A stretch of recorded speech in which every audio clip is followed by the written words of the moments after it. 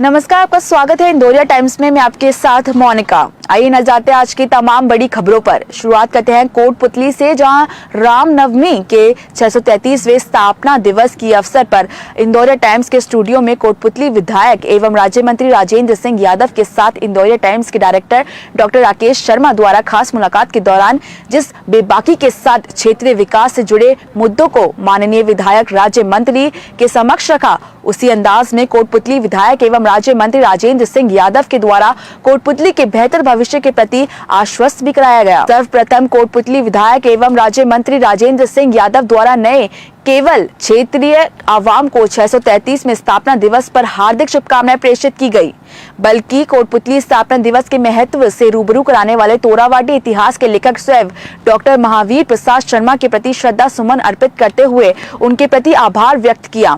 आइए देखते हैं इस खास मुलाकात के दौरान आखिर कोटपुतली क्षेत्र की दो शख्सियत किस नतीजे पर पहुंचती है। सबसे पहले माननीय मंत्री महोदय का इंदौरिया टाइम्स स्टूडियो में हार्दिक स्वागत, अभिनंदन। आप हमारे बीच आए हैं आज और कोटपुतली के 633वें स्थापना दिवस पर आवाम को एक शुभकामना संदेश भी प्रसारित करेंगे और निश्चित रूप से इस क्षेत्र ने किस तरह से करवट ली है, किस तरह से विकास के पंख लगे हैं आपके कार्यकाल के दौरान, उन सब विषयों पर हम बात करेंगे। इससे पहले कि मैं आपके पास पहुंचूं, मैं ये बताने का प्रयास कर रहा हूं, मैं कोटपुतली हूं, सैकड़ों वर्षों का इतिहास स्वयं में समेटे हूं, सांस्कृतिक पौराणिक दृष्टि से 633 वर्षों का इतिहास का साक्षी रहा हूं। मैं साक्षी हूं हर उस दौर का जिसमें बहुत से उतार चढ़ाव के चलते क्षेत्र में परिदृश्य को बदलते हुए मैंने देखा है। भारतीय संस्कृति एवं इतिहास के पोषक, शिक्षाविद, वरिष्ठ इतिहासकारों में शामिल सहस्त्राब्दी राष्ट्रीय हिंदी सेवी सम्मान से नवाजे गए स्वर्गीय डॉक्टर MP शर्मा साहब द्वारा रचित तोरावाटी के इतिहास के संदर्भ में यदि हम बात करें तो कोटपुतली का स्थापना दिवस मनाया जाता रहा है विक्रम संवत 1444। तदनुसार 1327 ईस्वी में कोटपुतली की स्थापना मानी जाती रही है। यह क्षेत्र महाभारत कालीन महाराज विराट एवं पांडवों के अज्ञातवास का क्षेत्र माना जाता रहा है। राजपूत काल में प्रथम हिंदू सम्राट पृथ्वीराज चौहान की सेना अजमेर से उत्तरी भारत की सुरक्षा हेतु तराइन के मैदान में कोटपुतली की ही पावनधरा से होकर गुजरी थी। मराठाओं द्वारा सन 1971 में एक सुदृढ़ गढ़ का निर्माण करवाया गया था, जिस गढ़ के दायरे में ही आज ये स्टूडियो बना हुआ है। महाभारत काल में भगवान श्री कृष्ण द्वारिका से कुरुक्षेत्र इसी तोरावाटी क्षेत्र से होकर गुजरे थे। खेतरी महाराज एवं कोटपुतली नागरिकों के अनुनय विनय पर विश्व धर्म शिकागो सम्मेलन सितंबर 1893 में स्वामी विवेकानंद द्वारा जो परिधान धारण किया था, उन्होंने उस परिधान को धारण करके 2 बार आपने इसी क्षेत्र से प्रवास किया। माना जाता है कि कोटपुतली प्रदेश और देश की 2 राजधानियों को जोड़ने वाली एक योजक कड़ी है और इस योजक कड़ी के लिए अक्सर ये बात कहते हुए सुना गया है कि कोटपुतली जिला ना सही, जिले से कम भी नहीं है कोटपुतली। क्यों ना हो, जहां निश्चित रूप से कामजन में रुचि रखने वाला, यहाँ की शिक्षा, यहाँ का स्वास्थ्य, यहाँ का पर्यावरण या यहाँ की सड़कों से जुड़ी हुई तमाम वो चीजों की पैरवी करने वाले हमारे यशस्वी विधायक माननीय श्री राजेंद्र सिंह जी यादव, जिन्होंने न केवल कोटपुतली क्षेत्र को विधानसभा में अपना प्रतिनिधित्व दिया, बल्कि अपनी एक बहुत ही सिंपल लिविंग और एक हाई थिंकिंग के चलते हुए आपने आज राज्य मंत्री के रूप में गौरवान्वित स्थान प्राप्त किया है और क्षेत्र की आवाम को आपने इस तरह से गौरवान्वित किया है। क्या कहना चाहेंगे आप कोटपुतली के 633वें स्थापना दिवस के अवसर पर? आज कोटपुतली के जो 633वां स्थापना दिवस है, सबसे पहले मैं कोटपुतली वासियों को बहुत बहुत इसकी बधाई देता हूं और ये अपना सौभाग्य समझता हूं कि आज कोटपुतली के जनता ने मेरे पे विश्वास करके मुझे दूसरी बार विधायक बनाया और पार्टी को भी मैं बहुत बहुत धन्यवाद देता हूं कि उन्होंने कोटपुतली को एक नेतृत्व मानते हुए राज्य मंत्री का पद कोटपुतली को दिया। मैं माननीय अशोक गहलोत साहब, हमारे सचिन पायलट जी और सभी आला कमान को मैं इसके लिए सबसे पहले बहुत बहुत साधुवाद देता हूं और कोटपुतली की जनता से भी अपील करता हूं कि आने वाला समय कोटपुतली के उज्जवल भविष्य का है और मेरा पूरा प्रयास रहेगा कोटपुतली के लिए। जो लड़ाई पिछले 5 साल से मैंने विधानसभा में लड़ी और जो विकास अधूरे रह गए थे, अगले आने वाले 4-4.5 साल जो बचे हैं उसमें वो सारी चीजें मैं पूरी कराने का पूरा प्रयास करूंगा। एक वक्त हुआ करता था कि लोग कोटपुतली के डेवलपमेंट की जब बात चला करती थी तो स्वर्गीय मोतीलाल मोदी को कोट किया करते थे। निस्संदेह उन्होंने बहुत कार्य किया कोटपुतली क्षेत्र को, जहां एलबीएस कॉलेज उनकी देन हम मानते हैं, बीडीएम हॉस्पिटल में उनका प्रयास हुआ, लालचंद धर्मशाला उनके द्वारा किया गया, आईटीआई उनके द्वारा किया गया। ऐसा नहीं है कि उनके कार्यकाल के बाद विकास ही नहीं हुआ। जैसा कि आज भारतीय जनता पार्टी कहती है कि जो कुछ किया वो हम ही ने इन 5 सालों में किया, जबकि मैं ये कहूंगा कि वो ना होते तो हम कहां से होते। यदि 60 साल में कांग्रेस पार्टी ने इस देश को ना बचा के रखा होता, यदि सुई का निर्माण नहीं किया गया होता तो तलवार कभी नहीं बनाई जा सकती थी।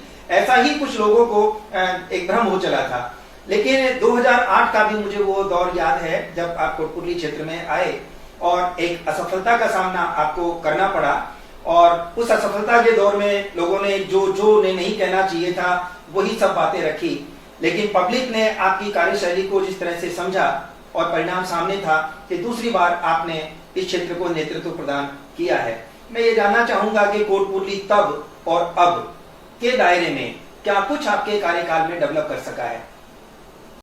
डॉक्टर MP शर्मा साहब तो हमारे पूजनीय हैं और इस पूरे क्षेत्र के नामी आदमी रहे हैं, और निश्चित तौर पे उनकी बहुत सी किताबें भी मैंने पढ़ी हैं, उनके साथ भी मैंने बहुत समय बिताया है। उनकी जो भावनाएं हैं वो हमारे लिए बहुत बड़ा मायने रखती है। बहुत सी चीजों में उनके मार्गदर्शन में मैंने काम भी किया।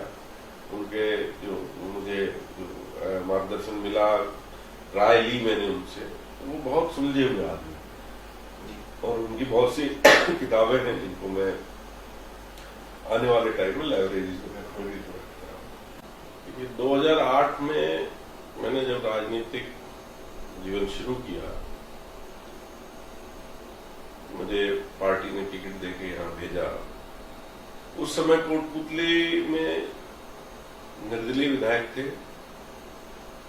और जब कोटपुतली के जो विकास की अगर बात करें तो लगातार यहाँ कुछ ऐसे समीकरण रहे कि ज्यादातर विपक्ष के विधायक आए या निर्दलीय विधायक यहाँ चुने गए, और जिससे कहीं ना कहीं हमारा जो विकास की कड़ी थी वो कहीं ना कहीं बीच में टूटती थी। 2008 का जब मैं चुनाव हारा तो मुझे आज ध्यान है कि कोटपुतली में बीडीएम हॉस्पिटल में गया था, वहां जो हालात देखे, और हमने इस नेशनल हाईवे के ऊपर जो देखा तो हमारे यहाँ एक ब्लड बैंक की बहुत बड़ी आवश्यकता थी जी। और मैंने वो प्रयास किए। उस समय सांसद थे यहाँ से माननीय सचिन पायलट साहब, और यही दिन थे चुनाव डिक्लेयर नहीं हुए थे एमपी के 9 वाले, और उस बीच में वो भागदौड़ करके यहाँ हमने ब्लड बैंक की शुरुआत की। धीरे धीरे बहुत सी चीजें यहाँ ऐसी थी जो अधर पैरवी में रुकी हुई थी, उनको हमने शुरू किया। आपको ध्यान होगा कि यहाँ कृषि सेवा केंद्र है गोनेडा जी, जो किसी कारणों से यहाँ बना। माननीय राजेश पायलट साहब ने उसको शुरू किया था और फिर वो बंद हो गया था। हमें बड़ा अजीब सा लगा जब मैं यहाँ चुनाव हारने के बाद मैंने जिन चीजों को देखा, उससे पहले मैं देखता था, प्रयास किए और उसको दोबारा से कृषि विज्ञान केंद्र को हमने शुरू कराया, और ये 2009-10 की बात है। इसी तरह बहुत सी चीजें थी जिनके ऊपर हमने फोकस किया, मेहनत की, और जनता ने 2013 के चुनाव में विपरीत हवा थी, उसमें मुझे चुना। तो मैं अपने आप को भी सौभाग्यशाली मानता हूं, और कोटपुतली की जनता का सही निर्णय था। हालांकि मैं विपक्ष में रहा, मगर लगातार मैंने प्रयास किए, लगातार हमने कोटपुतली के विकास की लड़ाई की बात रखी और वो कहीं ना कहीं उन चीजों के रिजल्ट्स भी आए। जैसे हमारे बीडीएम हॉस्पिटल में 50 बेड बढ़ाने की बात थी जी, आप ही के कार्यकाल में। हाँ, इसमें एनआरएचएम और दूसरे जो एजेंसीज हमारी थी केंद्र सरकार की, उससे इसमें पीछे जो डेवलपमेंट के काम जो अब शुरू हुए हैं, ये सारे हमने मुद्दे विधानसभा में रखे थे। इसी के साथ सड़कों की जो लड़ाई थी वो बड़ी लड़ाई थी, उसको मैंने लगातार विधानसभा में रखा और उसमें हमें कामयाबी मिली। जब मैं विधायक बना लगभग 80 से 90% सड़कें टूट चुकी थी या खराब थी, जर्जर स्थिति थी, मगर उन सबको हमने फोकस किया और आज हम लगभग 90% से ऊपर हमारी सड़कें ठीक करा चुके हैं और आने वाले समय में जो बची हुई हैं वो सारी हमारी सड़कें ठीक हो जाएंगी। विडंबना ये रही कि पिछले 5 साल में मुद्दों को गौण कर दिया, वातावरण को बीजेपी सरकार जो केंद्र में रही और स्टेट में रही, उन्होंने एक अलग से आपाधापी शुरू हुई और वो व्यक्ति विशेष के ऊपर, चाहे वो सांसद हो चाहे वो मंत्री हो, कहीं ना कहीं सिर्फ उनके ऊपर फोकस हो गया और विकास की लड़ाई या विकास की बात बहुत पीछे चली गई। जी, हमारे यहाँ जब मैं 2013 में विधायक बना तो लगभग 65 बसें कोटपुतली डिपो में थी जी, और जब धीरे धीरे उसमें 13-14 बसें और कंडम होकर हम 48-50 बसों के लगभग फ्लीट रह गई। हमने हमेशा प्रयास किया कि पब्लिक ट्रांसपोर्ट के लिए सरकार को बसें खरीदनी चाहिए, मगर सरकार ने कोई ध्यान नहीं दिया। पब्लिक ट्रांसपोर्ट का बड़ा महत्व है आज हमारे जीवन में। ऐसे बहुत सी चीजें रही हैं जिनके ऊपर इन्होंने फोकस नहीं किया। अगर आप बात करें तो हम उस समय नगरपालिका कांग्रेस की थी 2008-10 से, और नगरपालिका में हमने सीवर लाइन मंजूर कराई थी। मैं ये पूछने ही वाला था कि सीवर लाइन को हर बार मुद्दा बनाया जाता रहा है। मैं आपको बताता हूँ। तो वो सीवर लाइन हमारी मंजूर हो गई थी, फाइनेंशियल बिड्स हमारी फाइनल हो गई थी, फिर ना जाने क्यों सरकार बदलते ही उसको बंद कर दिया गया। आपको ध्यान होगा 4 करोड़ 90 लाख के लगभग लागत से हमने यहाँ नए बस अड्डे के निर्माण के लिए स्वीकृति कराई थी और टेंडर हमारे टाइम हो गए थे, मगर नगरपालिका की लापरवाही और सरकार की जवाबदेही को नजरअंदाज करते हुए, सरकार की भी लापरवाही कहूंगा मैं, पिछले 5 साल में उस बस अड्डे को ये लोग तैयार नहीं करा पाए। वो 5 साल के अंदर अभी तक आप देखें अभी भी चल ही रहा है, अभी तक उसमें काम चल रहा है, छोटा छोटा काम, जबकि 4-5 करोड़ का काम 1 साल के अंदर 8 महीने के अंदर पूरे होते हैं। होना चाहिए था। ऐसी बहुत सी चीजें हैं। हम पे आरोप लगाते थे ये सड़कें नहीं बनी। पिछले 5 साल बीजेपी का केंद्र में भी राज है और स्टेट में भी राज जी। इन्होंने इस NH8 की अगर बात करें, अभी इसका नंबर बदल चुका, कोई इसका चेंज हुआ है NH का नंबर जी। और अगर हम इसकी बात करें जयपुर दिल्ली हाईवे की, तो इसमें 2006-7 में जब केंद्र में मनमोहन सिंह जी की सरकार थी और स्टेट में बीजेपी की सरकार थी, उस समय ये योजना बनी कि 6 लाइन सड़कों का निर्माण किया जाए पूरे भारत में, जो 4 लाइन से 6 लाइन ट्रैफिक बढ़ रहा था। स्टेट गवर्नमेंटों से जो प्रपोजल्स मांगे, उन प्रपोजल्स के हिसाब से ये सैंक्शनें बनी सारी। वो सारा काम बीजेपी की सरकार थी स्टेट में जिसने वो बनाया गया जी। और 9 में जब लोकसभा के चुनाव हुए तब तक ये सबमिट हो गए थे सारे प्रपोजल्स, और 9 के अंदर जब वापस मनमोहन सिंह जी की सरकार बनी और यहां से लालचंद कटारिया जी MP बने, तो ये दोबारा से ये सारे प्रपोजल्स गए और ये 6 लाइन को मंजूरी मिली। और 9 की ही लगभग नवंबर दिसंबर में इसका शिलान्यास माननीय कमलनाथ और मुख्यमंत्री जी ने जयपुर में किया। जी। विडंबना ये रही कि जब आप कोई भी नई सड़क बनाते हैं तो उस पे काम करना और एक चलती हुई सड़क पे काम करने में मुश्किल आती है। जी। बहुत सी एंक्रोचमेंट्स हो जाती हैं, बहुत सी जगह कोई लाइन दबी हुई होती है, कहीं बिजली की लाइन है, कहीं पानी की लाइन है। जी जी।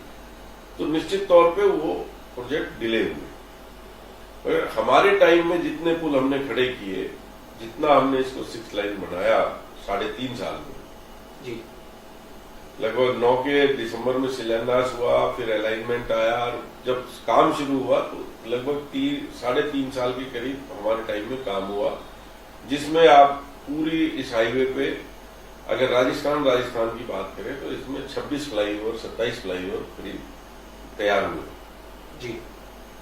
और हम लोगों ने प्रयास करे, कोटपुतली में 6 फ्लाईओवर और मंजूर हुए हमारे टाइम में, कांग्रेस के टाइम में। और वो जैसे जैसे उन पे काम शुरू होता, बीजेपी का जो राज आया उसने उनको नेग्लेक्ट कर दिया और स्थानीय सांसद ने इसमें कोई रुचि नहीं दिखाई। और ये भी विडंबना है कि अच्छे कार्यों में भी नुकसान पैदा करते हैं। 5 साल में आपने जो चीजें मंजूर थी, जो सैंक्शन थी, कभी उनके ऊपर जाके बात नहीं की। मैंने लगातार विधानसभा में रखा कि ये हमारे पुल मंजूर थे, इनके ऊपर काम नहीं हो रहा, राज्य सरकार को संज्ञान लेना चाहिए। मंत्री, उस टाइम पीडब्ल्यूडी मंत्री ने सदन में इस बात को माना और उन्होंने पत्र भी लिखे जी कि ये पुल है और हम इनको बहुत जल्दी कराएंगे। विधानसभा के प्रश्न के जवाबों में मेरे पास उसके रिकॉर्ड में कॉपियां हैं। कोई फोकस नहीं किया गया कि जनता को चाहिए क्या, जी, सिवाय भाषण से या सिवाय आप साफे पहनना और भाषण देना या मंचों पे विवाद खड़े करने से देश नहीं चलता। जनता काम मांगती। वातावरण बना के आप एक बार कुछ भी कर सकते हैं। जी। हमें ये लगा था उस समय कि हमारा जयपुर दिल्ली ये वाला हाईवे बहुत कंजेस्टेड हो गया। माननीय लालचंद जी एमपी थे और अलवर से डॉ जितेंद्र सिंह जी थे और राव इंद्रजीत सिंह गुड़गांव से एमपी होते थे। हमने इन तीनों से बात की, तीनों के कंसर्न मीटिंग कराई और ये तय कराया कि हम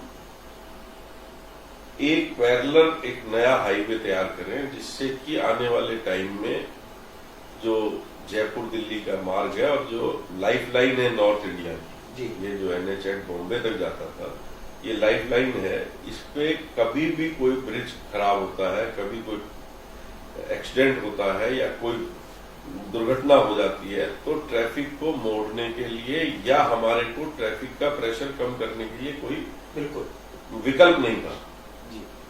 और वो केंद्र सरकार ने भी मान लिया, राज्य सरकार ने अपना प्रपोजल दे दिया और आपको ध्यान होगा नारेडा अपने कोटपुतली में नारेडा के पास से वो सैंक्शन भी निकल गई थी उसकी।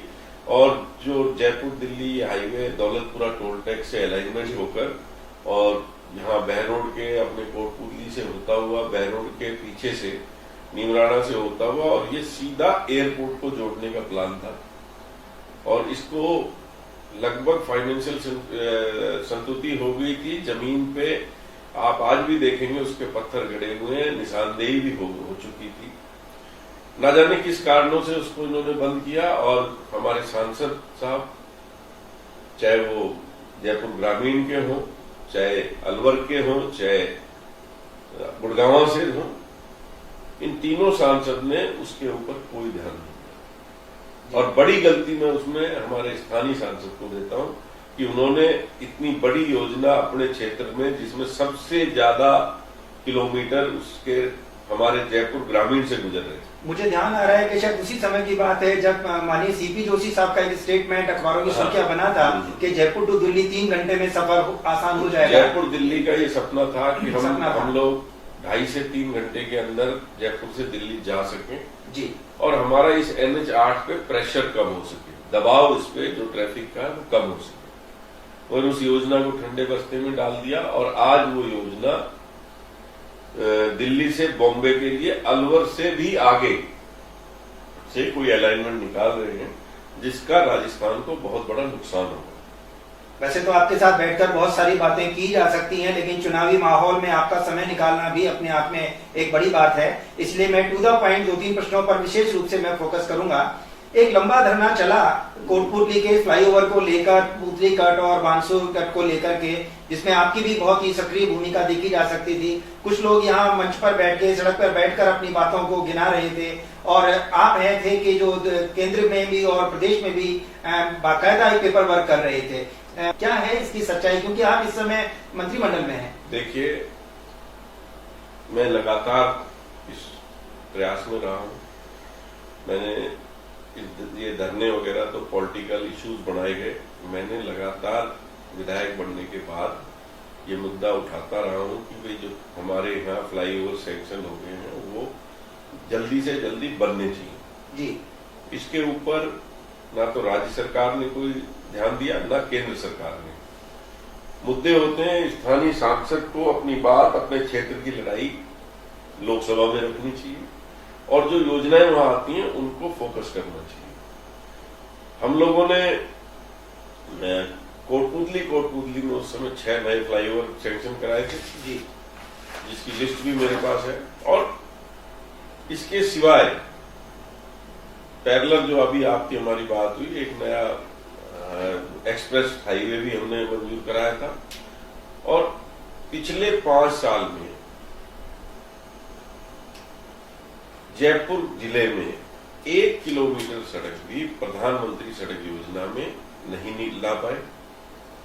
जो लेकिन अखबारों की सुर्खियां तो 20 सीट में ये कह रही थी कि जो विधायक कोटे से सड़कें बनी है उधर ललाना साइड में, पावटा क्षेत्र में या इधर, जो शायद आपके विधायक कोटे से बनी गई थी, और समाचार पत्र ये बताने का प्रयास कर रहे थे कि वो प्रधानमंत्री योजना के अंतर्गत सांसद कोटे का प्रयास था।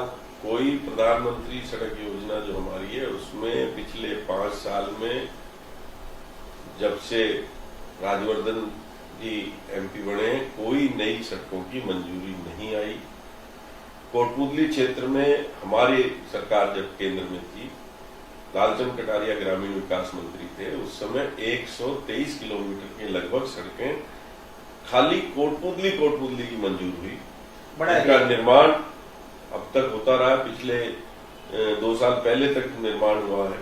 और इन्होंने उसमें कभी ये संज्ञान नहीं लिया कि भाई हमारे क्या गांव में लोग नहीं रहते हैं, हमारे क्या गांव में लोगों को सड़कों की आवश्यकता नहीं है। और खाली कोटपुतली क्षेत्र में, पूरे जयपुर जिले में कहीं पर भी 1 किलोमीटर सड़क पीएमजीवाई की नहीं ला पाए। सीवर लाइन की बात करें तो ना तो इन्होंने कभी इस बात को केंद्र में रखा। शहरी विकास मंत्रालय केंद्र सरकार के में, केंद्र का जो है उसमें इन्होंने वो बात रखनी चाहिए थी। उस लड़ाई को यहाँ मुख्यमंत्री से बात करनी चाहिए थी कि मेरे क्षेत्र में एक नगर पालिका है कोटपुतली में, हमें उसको सीवर लाइन मंजूर थी, उसको क्यों नहीं आप लोग आगे बढ़ा पा रहे? आप हम जो चीजें मंजूर थी आप उन्हीं को नहीं करा पाए। नई एक भी मुझे बताइए कि एक भी चीज कोई नई बनाई गई हो, नई योजना लाई गई हो। एक खेल के मैदानों की जरूर बात सुनते हैं, मगर वो भी जो खेल के मैदान है आप अगर देखेंगे तो वो भी अधूरे हैं। और जो सांसद अपनी विकास निधि को ठीक खर्च नहीं कर पाते तो आप उनसे क्या विकास की बात क्या करेंगे? आप मुझे निश्चित रूप से आपने बात रखी है कि वो अपने पूरी सांसद कोष की राशि भी खर्च नहीं कर पाए हैं, 50% राशि खर्च नहीं कर पाए हैं। प्रदेश की बड़ी न्यूज थी, अखबारों की सुर्खियां थी वो, और बावजूद उसके इसी से जुड़ा हुआ एक प्रश्न अभी आ रहा है, आपने भी इस चीज का संज्ञान लिया होगा कि विभिन्न ग्राम पंचायतों के अंतर्गत जो कार्य ग्राम पंचायतों में करवाए नहीं गए उसके बड़े बड़े पोस्टर लगा दिए गए।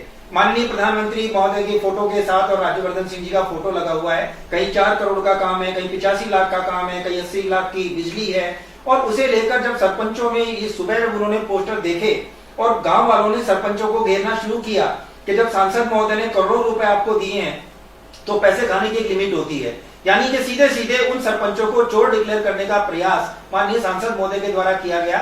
उन सरपंचों ने स्थानीय मीडिया का सहयोग लेना चाहा, लेकिन दुर्भाग्यपूर्ण रहा कि मीडिया ने उस चीज को कवर नहीं किया।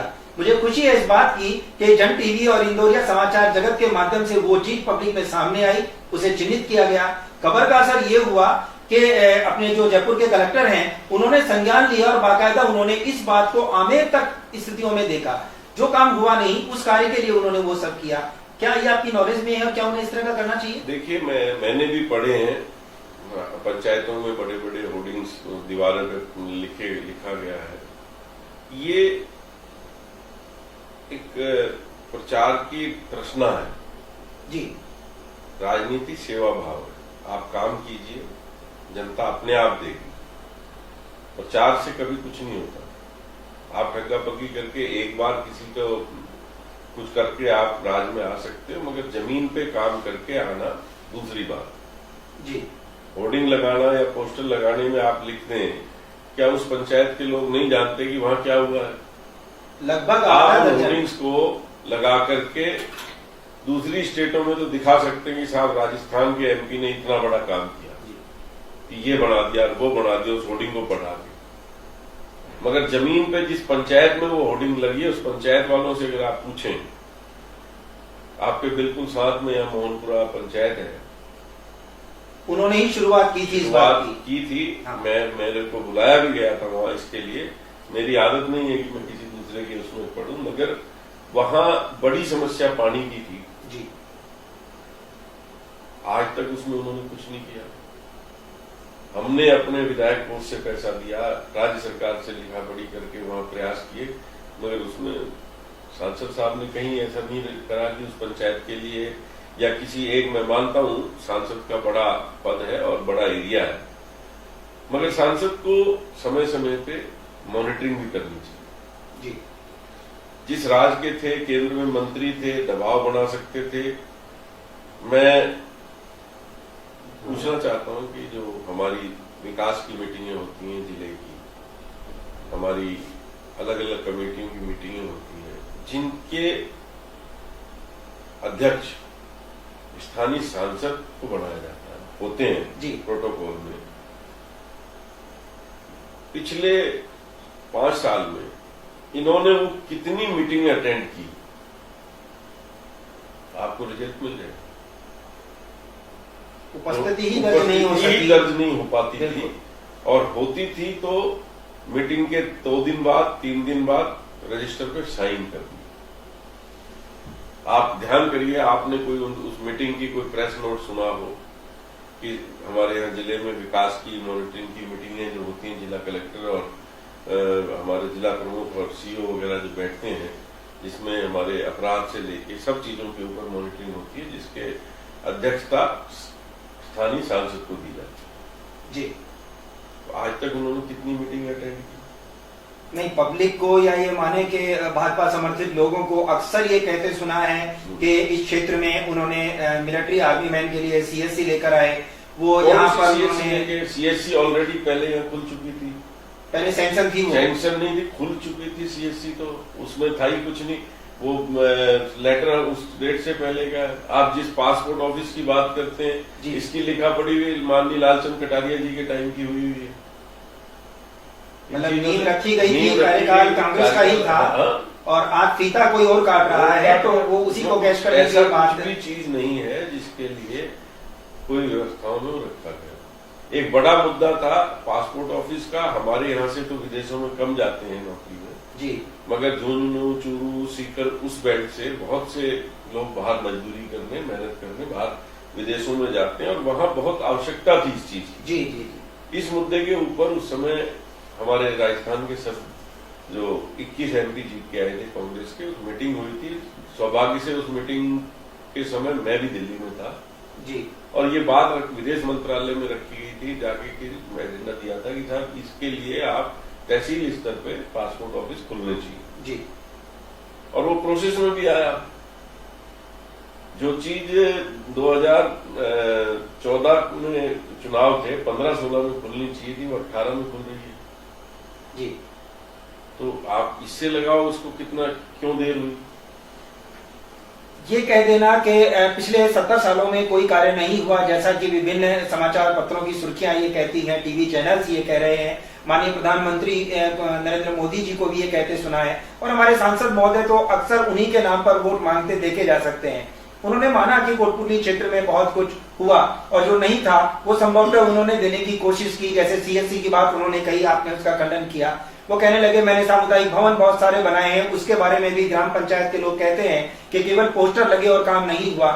एफएम क्षेत्र यदि यहाँ खोला गया तो लोगों का ये भी मानना रहा कि उसमें मैक्सिमम उन्होंने माननीय प्रधानमंत्री महोदय और सूचना प्रसारण मंत्री की मन की बातों को सुना।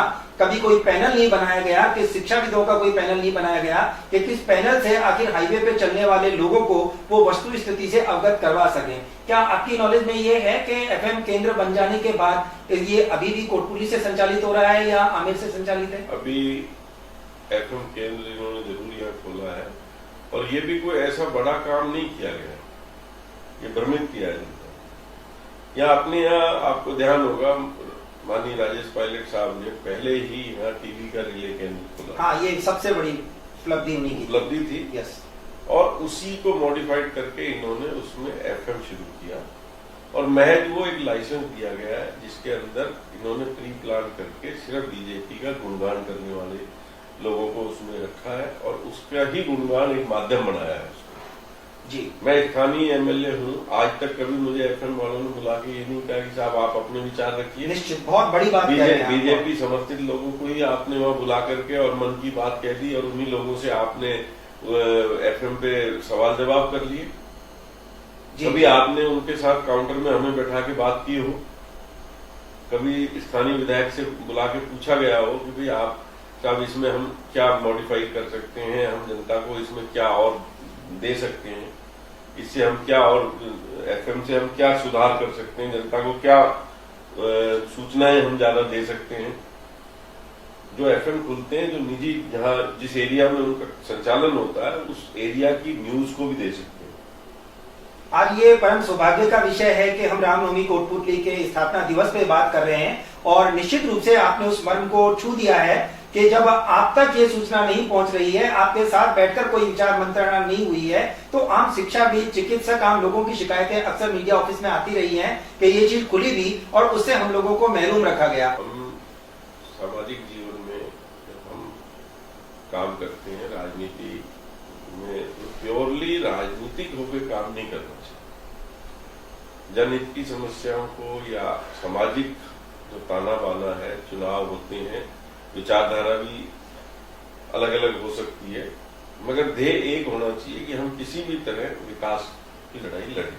जी, क्षेत्र में खुशहाली आए, भाईचारा बने, आपसी छोटे मोटे विवादों से दूर रहें और इसमें पार्टी की विचारधारा हो सकती है अलग अलग, तो इन मुद्दों पे हमें एक साथ काम मगर वहां कहीं ना कहीं पिछले 4-5 साल में मैंने देखा है कि जो बीजेपी के साथी हैं उनको वो भ्रमित है जी, बढ़ा चढ़ा के बात करते हैं और कोई भी चीज को, सच्चाई को सुनने को तैयार नहीं है जी। और उसका नतीजा भी है।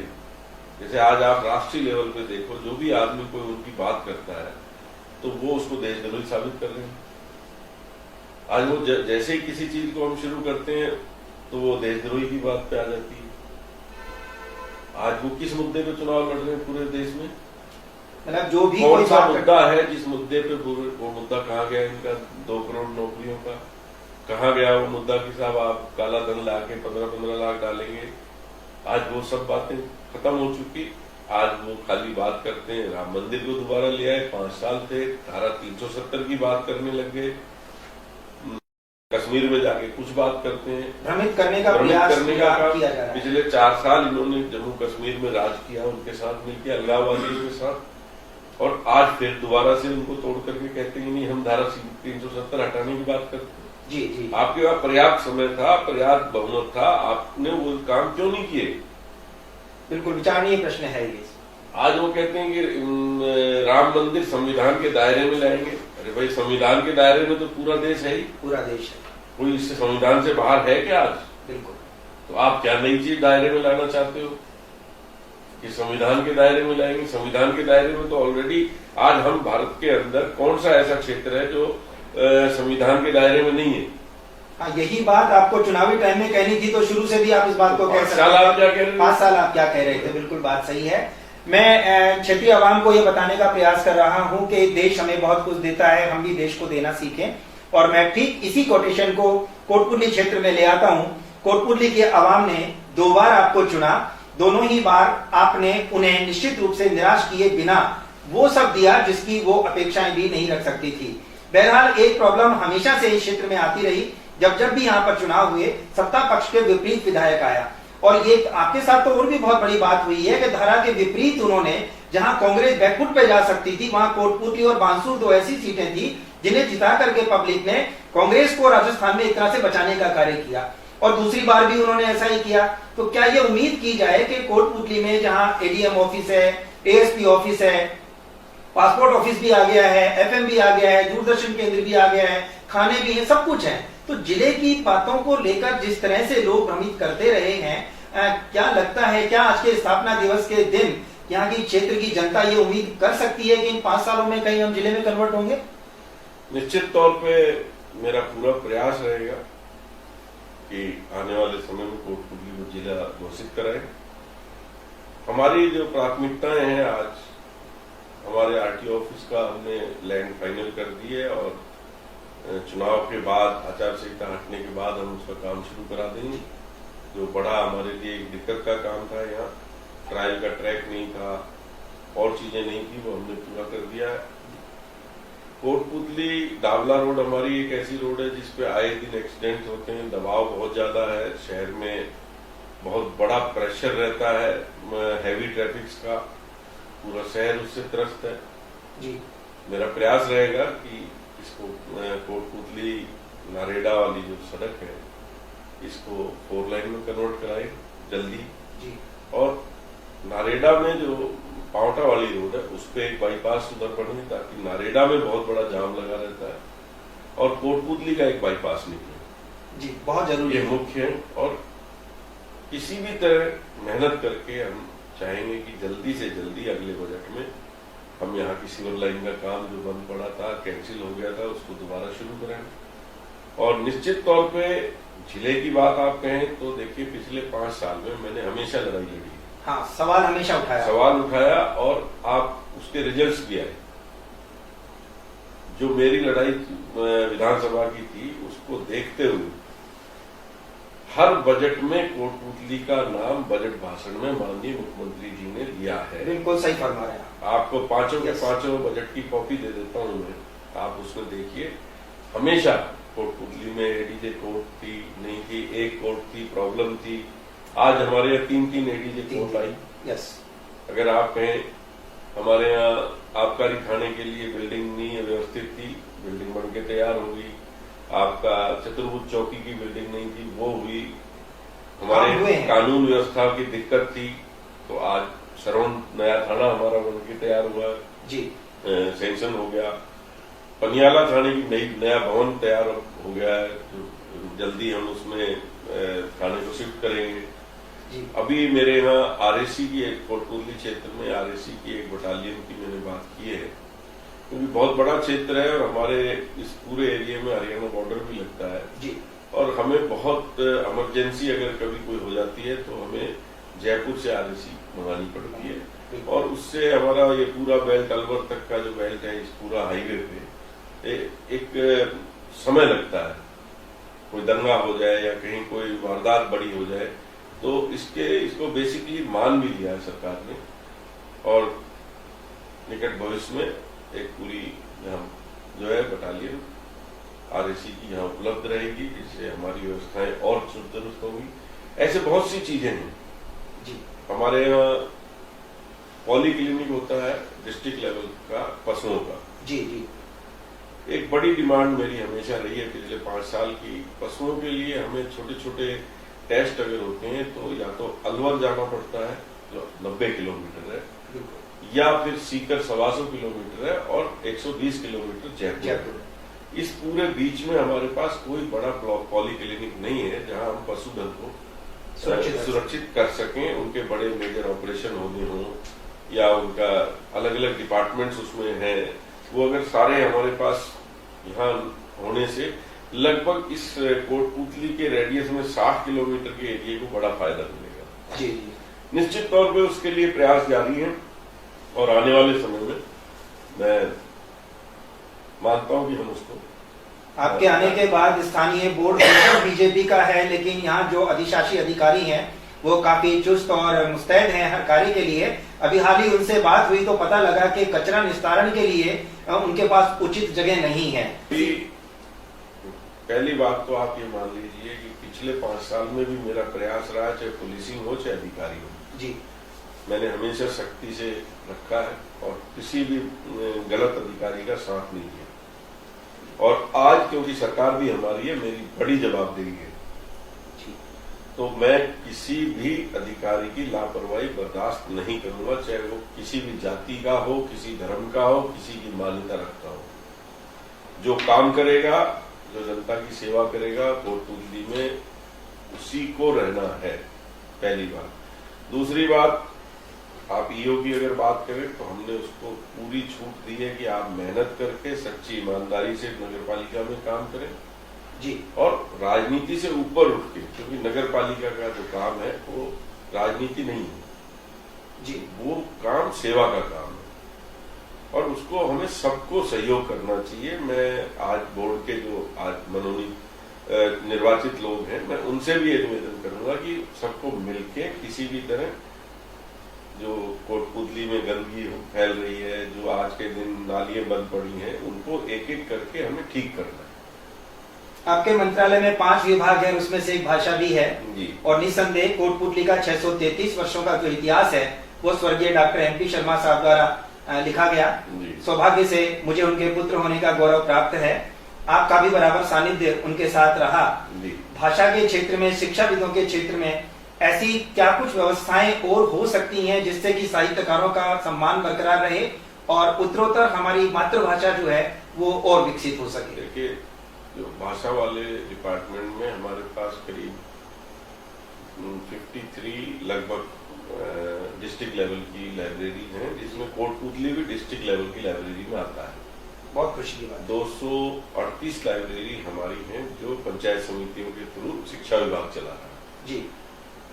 जो हमारी डिस्ट्रिक्ट लेवल की जितनी लाइब्रेरीज हैं, मैंने उन सबके ऑडिट कराया है, लोगों को अलग से टीम बना के गठित करके भेजा है और वहां क्या हम लोग कर सकते हैं इस पे एक बड़ा मंथन कर रहे हैं। और लाइब्रेरी सारी इलेक्ट्रॉनिक उससे कंप्यूटराइज जुड़ जाएंगी और वहां अच्छी व्यवस्था रहेगी, जो आज अपग्रेडेशन की जरूरत है।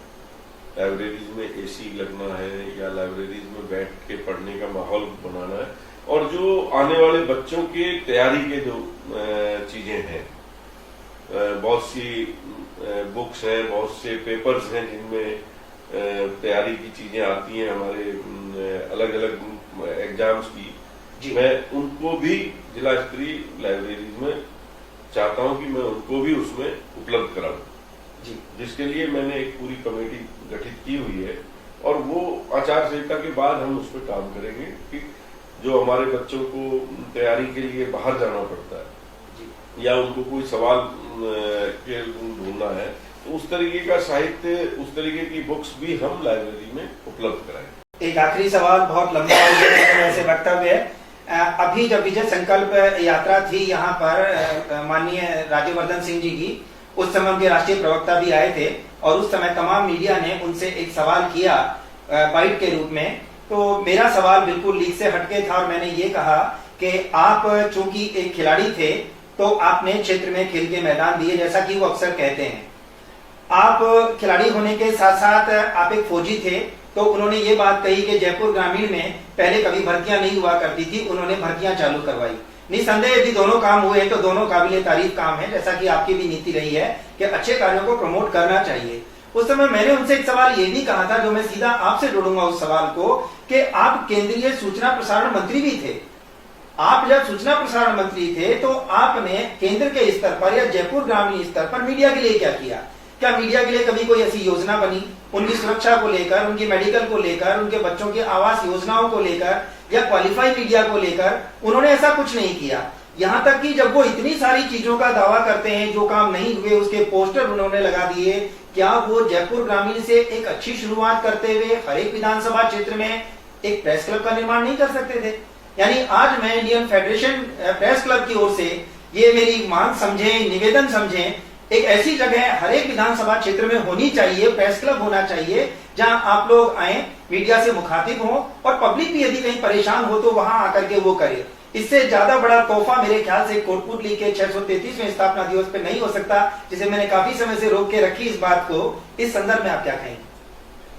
ये राजवर्धन सिंह जी को इस पे सोचना चाहिए था जी, उनके दायरे में था। अब मैं इस पे बहुत ज्यादा कुछ ना कहते हुए सिर्फ आपसे ये कहूंगा कि इसमें मेरे लायक कोई भी जो मदद हो या प्रयास मैं करूंगा कि जो आप चाहें तो इसको हम कोटपुतली में प्रेस क्लब की स्थापना कर सकते हैं। तौर पे अभी कोटपुतली में बहुत बड़ा बदलाव देखने को आपको मिलेगा। जो मेरी कार्य योजना उसके अंदर अगले एमपी चुनाव के बाद मैं बहुत सी चीजें के निर्णय बहुत सख्त और बहुत अच्छे कोटपुतली के लिए लूंगा, जिसकी जनता बाद में मैं सोचता हूँ तारीफ करेगी। आपका बहुत बहुत धन्यवाद कि आप स्टूडियो में पधारे और आपने आकर के उन तमाम प्रश्नों का बड़ी बेबाकी के साथ जवाब दिया। वजह बहुत साफ थी, क्योंकि आपने कार्य करने में यकीन रखा, पोस्टरबाजी में कोई यकीन नहीं रखा, जुमलेबाजी से आप हमेशा दूर रहे और यहाँ तक कि यदि किसी ने गलत तरीके से भी आपको रखने की कोशिश की तो कभी बदले में जवाब मांगने की कोशिश नहीं की। चूंकि कोटपुतली का 633वां स्थापना दिवस है और वो स्थापना दिवस भी तोरावाटी के लेखक डॉक्टर एमपी शर्मा साहब की धरोहर के रूप में मनाया जाता रहा है, तो इस अवसर पर इसे यादगार पुस्तक को मैं आपको भेंट करके मुझे लगेगा कि हाँ, आपके रहते हुए ये कार्यकाल और ये कोटपुतली क्षेत्र, तोरावाटी क्षेत्र आगे बढ़ता रहेगा। आज के लिए बस इतना ही। हमसे जुड़े रहिए और देखते रहिए इंदौरिया टाइम्स। नमस्कार।